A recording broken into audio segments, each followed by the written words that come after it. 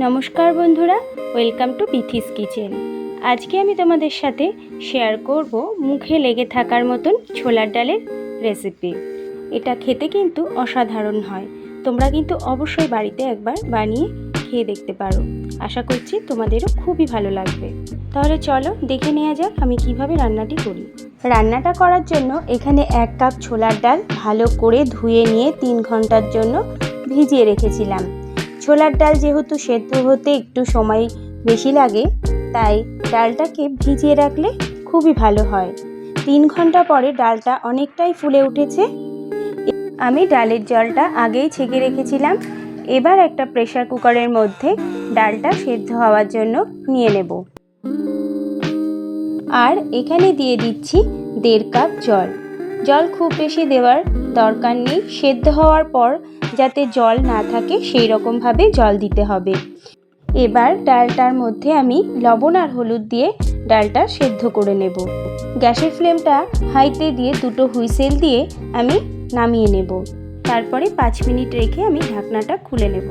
দেখো ডালটা আমার 80% সেদ্ধ হয়ে গেছে। এরকমই সেদ্ধ করে নেব আমি, খুব বেশি সেদ্ধ করব না। আর ডালের মধ্যেও কিন্তু জলটা বেশি নেই। এবার আমি গ্যাসের ফ্লেমটা অন করে কড়াই বসিয়েছি। কড়াইতে আমি দিয়ে দিয়েছি সরষের তেল। তেলটা গরম হলে আমি ওই তেলের মধ্যে দিয়ে দিচ্ছি দুটো মাঝারি সাইজের আলু ডুমো ডুমো করে কেটে নিয়েছি। এবার আলুগুলো আমি খুব ভালো করে লাল লাল করে ভেজে নেব। আলু খুব ভালো করে ভেজে নিয়ে রান্না করলে আলুর টেস্ট খুব ভালো হয় খেতে। আলুর মধ্যে আমি লবণ আর হলুদ দিয়ে ভেজে নিচ্ছি। আলুগুলো লাল লাল করে ভাজা হয়ে গেছে। এবার আমি আলু তুলে রেখে দেব। তারপরে আমি ওই আলু ভাজা তেলের মধ্যেই ফোড়নে দিয়ে দিচ্ছি একটা তেজপাতা, একটা শুকনো লঙ্কা আর দিচ্ছি গোটা গরম মশলা। তার মধ্যে আছে দারচিনি, এলাচ আর লবঙ্গ। আর দিচ্ছি হাফ চামচ গোটা জিরে। এবার ফোড়নটা আমি 10-15 সেকেন্ডের জন্য ভেজে নেব। এবার এর মধ্যে আমি দিয়ে দেব একটা বড় সাইজের পেঁয়াজ কুচি। এবার পেঁয়াজটাকে আমি ভালো করে ভেজে নেব গ্যাসের ফ্লেমটা লোতে রেখে। পেঁয়াজটাও আমার লাল লাল করে ভাজা হয়ে গেছে। এবারে এর মধ্যে আমি দিয়ে দেব আদা, রসুন আর কাঁচা লঙ্কা বাটা। আমি সব কিছু একসাথে বেটে রেখেছিলাম।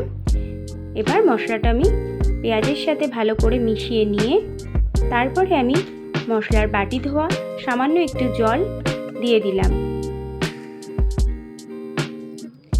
দেখো মশলাটা আমার কষানো হয়ে গেছে। এবার এর মধ্যে আমি দিয়ে দেব একটা বড় সাইজের টমেটো কুচি। এই সময় আমি গ্যাসের ফ্লেমটা মিডিয়ামে রেখেছি।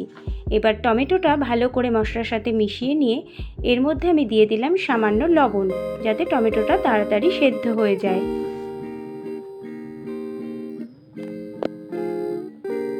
সব কিছু একসাথে মিশিয়ে নেওয়া হয়ে গেছে আর টমেটোটাও সেদ্ধ হয়ে গেছে।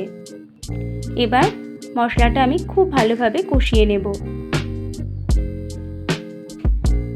তারপরে আমি এর মধ্যে দিয়ে দিচ্ছি 1 টিস্পুন জিরে গুঁড়ো, 1 টিস্পুন ধনে গুঁড়ো আর দিচ্ছি 1 টিস্পুন কাশ্মীরি লঙ্কার গুঁড়ো আর দিচ্ছি পরিমাণ মতন হলুদ। এবার সামান্য একটু জল দিয়ে আমি মশলাটা কষিয়ে নেব। মশলাটা খুব ভালোভাবে কষিয়ে নিতে হবে। মশলাটা যত ভালো কষানো হবে রান্নার টেস্টও কিন্তু তত ভালো আসবে। দেখো মশলাটা থেকে যখন তেল ছেড়ে দেবে তখন আমি এর মধ্যে দিয়ে দেব ভেজে রাখা আলু আর সেদ্ধ করে রাখা ডাল। এবার মিডিয়াম আঁচে ছোলার ডাল আর আলুগুলো খুব ভালোভাবে কষিয়ে নেব। যতক্ষণ না পর্যন্ত জলটা শুকিয়ে আসছে ততক্ষণ আমি ভালোভাবে কষিয়ে নেব। 5 থেকে 6 মিনিট কষানোর পরে জলটা যখন শুকিয়ে এসছে তখন এর মধ্যে আমি দিয়ে দেব কিছুটা কিশমিশ।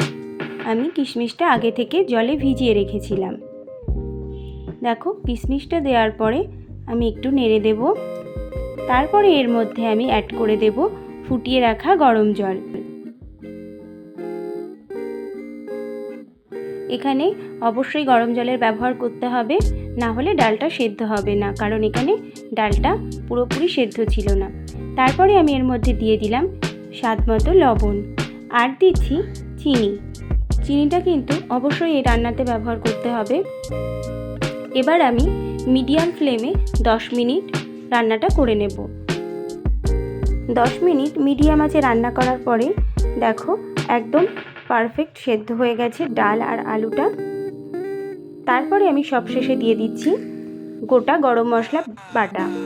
এখানে আমি গোটা গরম মশলা বেটে নিয়ে ব্যবহার করেছি, যাতে সেন্টটা সুন্দর হয়। তারপরে আমি দিয়ে দিলাম ঘি আর গরম মশলা দেওয়ার পরে আমি ভালো করে মিশিয়ে নিয়ে এবার গ্যাসের ফ্লেমটা আমি বন্ধ করে দেব। এবার তৈরি হয়ে গেছে আমার দারুণ স্বাদে আলু ছোলার ডালের দম। এটা রুটি, পরোটা, লুচি দিয়ে খেতে কিন্তু দারুণ লাগে। তাহলে আমার আজকের এই রেসিপি যদি তোমাদের ভালো লাগে তাহলে অবশ্যই একটা লাইক করবে আর কমেন্ট করে জানাবে তোমাদের কেমন লাগলো। আর আমার চ্যানেলটা যদি এখনও না সাবস্ক্রাইব করা থাকে তাহলে অবশ্যই সাবস্ক্রাইব করে নেওয়ার অনুরোধ রইল। আজ তাহলে আসি, আবার হাজির হব অন্য কোনো রেসিপি নিয়ে। ভালো থাকবে, সুস্থ থাকবে। ধন্যবাদ।